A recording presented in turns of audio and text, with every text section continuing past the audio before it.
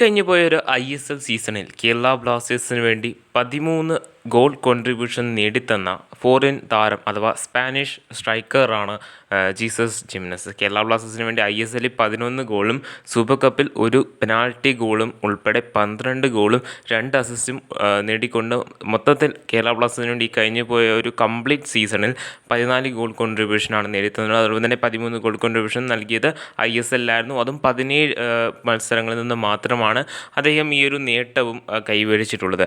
കേരള ബ്ലാസ്റ്റേഴ്സിനെ സംബന്ധിച്ചിടത്തോളം വളരെ മികച്ച പഠനം, അതായത് ഡിമിട്രിയോസ് ഡയമൻഡക്കോസിന് പകരക്കാരനായിട്ടായിരുന്നു താരത്തെ ടീമിലേക്ക് എത്തിച്ചിട്ടുണ്ടായിരുന്നത്.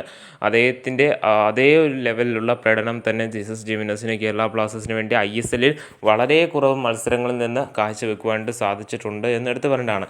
സോ കഴിഞ്ഞു പോയൊരു സൂപ്പർ കപ്പിലെ ലാസ്റ്റ് മത്സരം കേരള ബ്ലാസ്റ്റേഴ്സ് പൂട്ടണിഞ്ഞിട്ടുണ്ടായിരുന്ന മോഹൻ ബഗാനെതിരെ 2-1 തോറ്റിട്ടുണ്ടായിരുന്ന ആ ഒരു മത്സരത്തിൽ ജീസസ് ജിമിനസിന് വളരെ മോശം പ്രകടനമായിരുന്നു കാഴ്ചവെച്ചിട്ടുണ്ടായിരുന്നത്. അദ്ദേഹത്തിൻ്റെ കേരള ബ്ലാസ്റ്റേഴ്സ് ജേഴ്സിയിലുള്ള ഏറ്റവും മോശം പ്രകടനത്തിൽ ഒന്നായിരുന്നു ആ ഒരു മത്സരത്തിൽ അദ്ദേഹം കാഴ്ചവെച്ചിട്ടുണ്ടായിരുന്നത്. പല മത്സരത്തിലും മിന്നിത്തിളങ്ങിയിട്ടുള്ള ഒരു താരമാണ്. അതായത് ബോക്സിനുള്ളിൽ, അതായത് പെനാൽറ്റി ബോക്സിനുള്ളിൽ കൃത്യമായിട്ടൊരു അവസരം ലഭിച്ചു കഴിഞ്ഞാൽ അത് ഗോളാക്കി കൺവേർട്ട് ചെയ്യുവാനുള്ള മികവേറിയ ഒരു താരമായിരുന്നു ഇദ്ദേഹം. എന്നിട്ട് പോലും പോയവരും ആ ഒരു മത്സരത്തിൽ താരത്തിന് അത്ര കണ്ട് തിളങ്ങുവാനായിട്ട് സാധിച്ചിട്ടുണ്ടായിരുന്നില്ല. തുടർന്ന് പല വാർത്തകളും, അതായത് അഭ്യൂഹങ്ങളും പുറത്ത് വന്നിട്ടുണ്ടായിരുന്നു. താരം കേരള ബ്ലാസ്റ്റേഴ്സിൽ നിന്ന് വിട്ടുപോകാനായിട്ടുള്ള സാധ്യതകളെ ചൊല്ലി. അതായത് ഡേവിഡ് കെറ്റാല എന്ന് പറയുന്ന പരിശീലകൻ അദ്ദേഹത്തിൻ്റെ ആ ഒരു പ്രകടനത്തിൽ അത്ര കണ്ട് സംതൃപ്തി കാണിച്ചിട്ടില്ല. അദ്ദേഹത്തിന് ആ ഒരു കാര്യമൊക്കെ അദ്ദേഹം പ്രസ് മീറ്റിൽ എടുത്ത് പറയുകയും ചെയ്തിട്ടുണ്ടായിരുന്നു.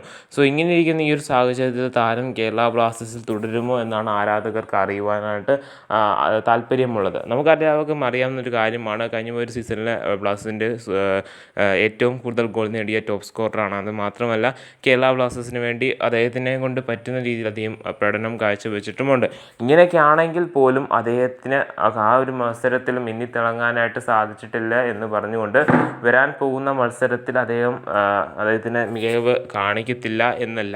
അതുമാത്രമല്ല അദ്ദേഹത്തിന് വളരെ മികച്ച ഒരു സ്പാനിഷ് ടച്ചുള്ള ഒരു പ്ലെയറും കൂടിയാണ്. ഇതിനോടകം തന്നെ പല മാധ്യമങ്ങളും താരം അടുത്ത സീസണിൽ കേരള ബ്ലാസ്റ്റേഴ്സിന് വേണ്ടി ബൂട്ടണിയുവാനായിട്ട് 50-50 ചാൻസ് മാത്രമേ ഉള്ളൂ എന്നും വാർത്തകൾ പുറത്തേക്ക് വന്നിട്ടുണ്ടായിരുന്നു. ഇനി മാനേജ്മെൻറ്റ് തീരുമാനിക്കുന്ന പോലെ ആയിരിക്കാം ഒരുപക്ഷെ താരം കേരള ബ്ലാസ്റ്റേഴ്സിൽ തുടരുമോ ഇല്ലയോ എന്നുള്ളൊരു കാര്യമെന്ന് പറയുന്നത്. കാരണം കേരള ബ്ലാസ്റ്റേഴ്സിന് ഇനിയൊരു പുതിയ സ്ട്രൈക്കറിനെ കണ്ടുപിടിക്കുകയാണെന്നുണ്ടെങ്കിൽ സെർജിയോ കാസ്റ്റലിൻ്റെ കാര്യമൊക്കെ പറയുന്ന റൂമറിൻ്റെ അടിസ്ഥാനത്തിൽ വാർത്തകൾ ഉണ്ടായിരുന്നു. സോ അദ്ദേഹത്തെ ടീമിലെത്തിക്കുക ഒരുപക്ഷെ ക്വാമെ പെപ്പറയ്ക്ക് പകരക്കാരനായിട്ടായിരിക്കാം. ഇനി ജീസസ് ജിമിനസിനെയും പറഞ്ഞു വിടുമോ എന്ന സംശയത്തിലാണ് ആരാധകർ. മാനേജ്മെൻറ്റ് തീരുമാനം എന്താകുമെന്ന് കണ്ടു തന്നെ അറിയേണ്ടതാണ് താരം. അതായത് ജീസസ് ജിമിനസ് കേരള ബ്ലാസ്റ്റേഴ്സിൽ തുടരുമോ എന്നുള്ളത്. അതായത് ഡേവിഡ് കെറ്റാല എന്ന് പറയുന്ന പരിശീലകൻ വളരെയധികം അസംതൃപ്തി ജീസസ് ജിമിനസിൽ കാണിച്ചതിനാൽ തന്നെ ഇദ്ദേഹം കേരള ബ്ലാസ്റ്റേഴ്സ് തുടരുവാനായിട്ട് സാധ്യതകൾ വളരെയധികം കുറവാണ്.